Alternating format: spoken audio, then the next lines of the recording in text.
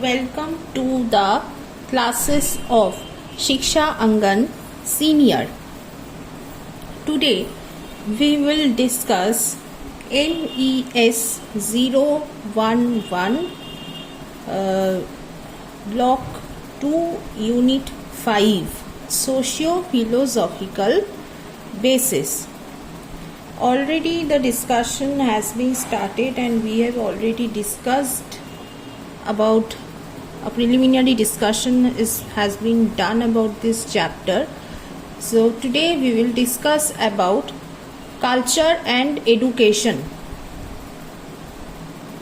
How culture and education is connected with each other, or it may also be said that how it complements each other. The dual role of culture. Here, culture plays the dual role. How? Culture comprises both material artifacts, tools, technology, art, and non-material elements, values, beliefs, languages, custom. So here, culture consists of both material artifacts like tools. What are those material artifacts? Tools, technology, art. And what are those non-material elements? Values, beliefs, language, custom. These are the non-material element. And here education acts as the primary instrument of cultural transmission by ensuring that shared heritage which is shared, is preserved, understood and enriched by incoming generations. Here, education acts as the instrument of cultural transmission. It is the fact that education is the medium of cultural transmission which helps to preserve our royal heritage. Understood that preserved heritage gives knowledge about that respective culture and enriches us by providing knowledge and also enriches the next generation. Next we will discuss what are the dimensions of cultural elements. How many types of cultures are there, or what are the dimensions of culture? First is material culture. What is this material culture? Material culture is physical artifacts, architecture, technology and tools which shapes everyday human environment. Architecture, technology, tools, these all belongs to the material culture, which gives a shape or which gives a different look to everyday human environment. Non-material culture. What are those non-material cultures? Shared traditions, spiritual rituals, artistic expression, languages and moral principles. These are the non-material culture. And last is multicultural pluralism. What is this multicultural pluralism? It integrates diverse subculture to foster inclusive, equitable and harmonious learning environment.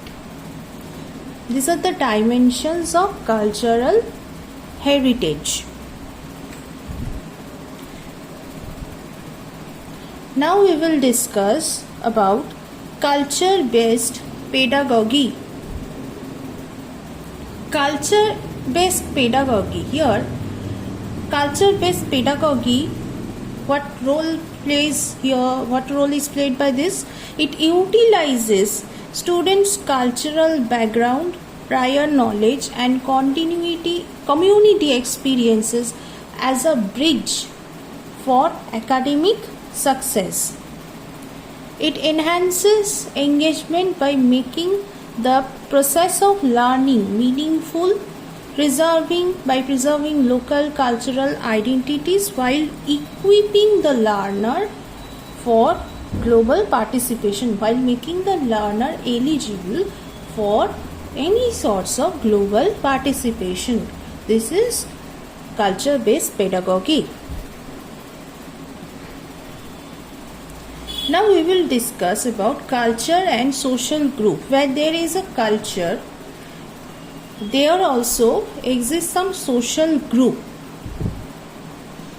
Now, due to having some social group, whatever, not only in case of social group, any sorts of community group, there possess some norms, some rules and regulations are there, some basic principles are followed, some basic characteristics, behaviorism, the engagement, etc., etc. All these are followed in the group.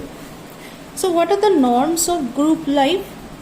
The norms is shared rules, expectation and values which regulates the behavior and fosters mutual trust among group members.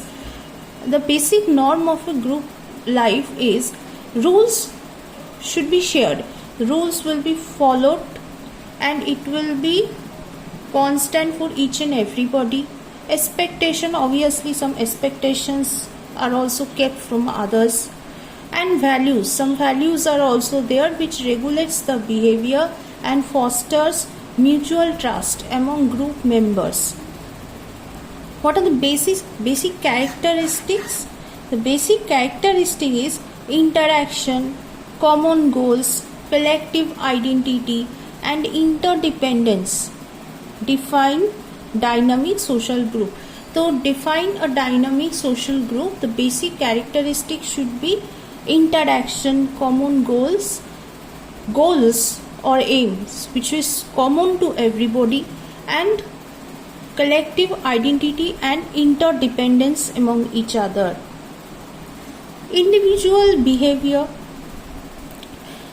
By having a group membership, it helps to shape individual attitudes, aspirations, moral choices and peer social learning. Educational, what are the educational alignment? Here, school prepare learners to transition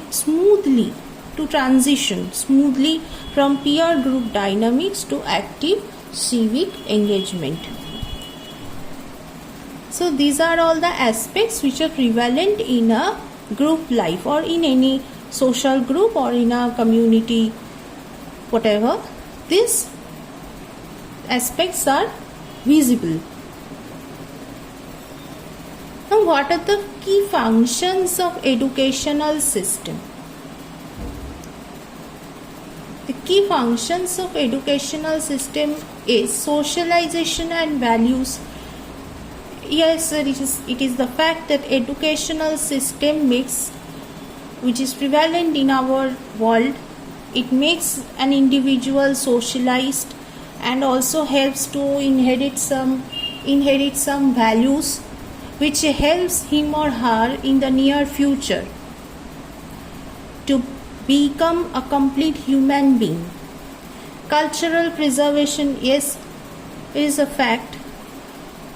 It preserves culture.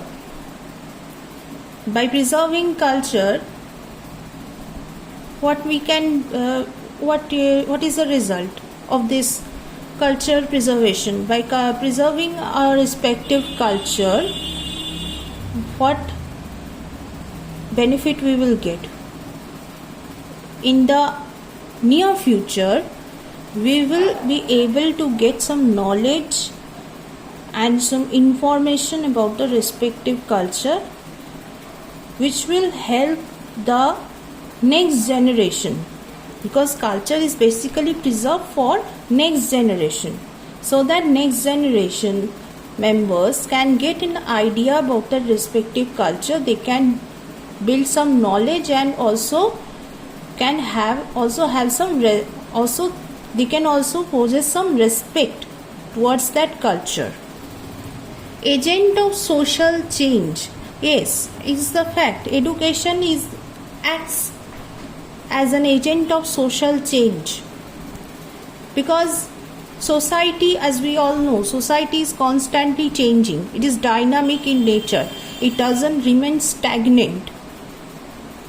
And education here acts as the agent of this social change. Now, economic credentialing is economic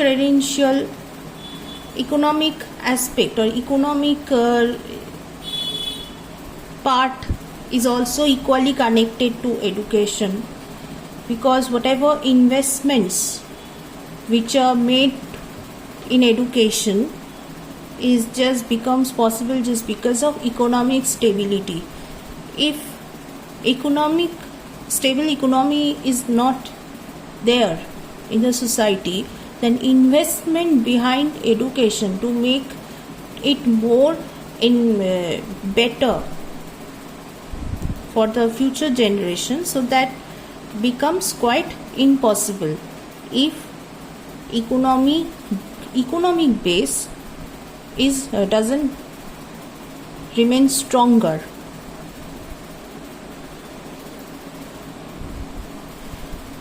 Now, next is socio-cultural change cycle. What are the socio-cultural change cycle? First is social shift. Social shift in which perspective technological, political and economic innovation transform social dynamics. If we notice the change in societal aspect, then it makes a shift towards technological, political and economic innovations which transforms social dynamics.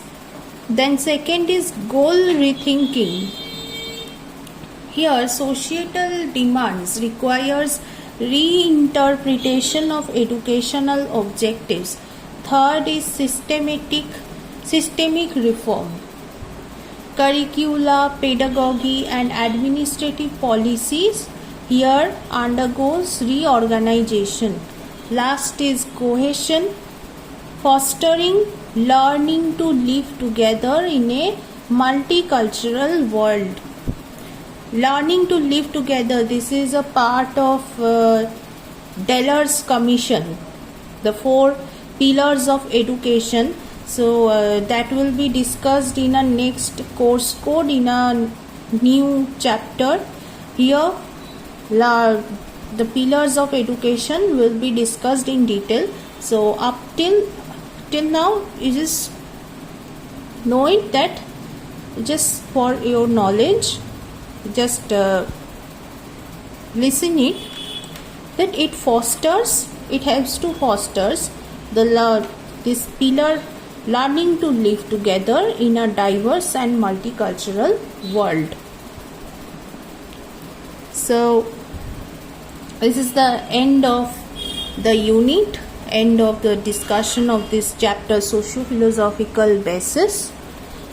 We will, in the next class, we will start a new course code with a new chapter, and also side by side existing discussion about another course code will also be continued. To get more updates and videos regarding IGNOU's classes and examination related updates, subscribe my YouTube channel Shiksha Angan Junior and Senior. Shiksha Angan Senior. Shiksha Angan Junior and Senior is a school level YouTube channel. So for IGNOU's Masters classes, subscribe the channel Shiksha Angan Senior by pressing the bell icon, and also make a comment and like in the video, and also share your valuable comment in the comment box, so that I can share more and more updates with you related to IGNOU. Thank you. Stay happy, stay blessed.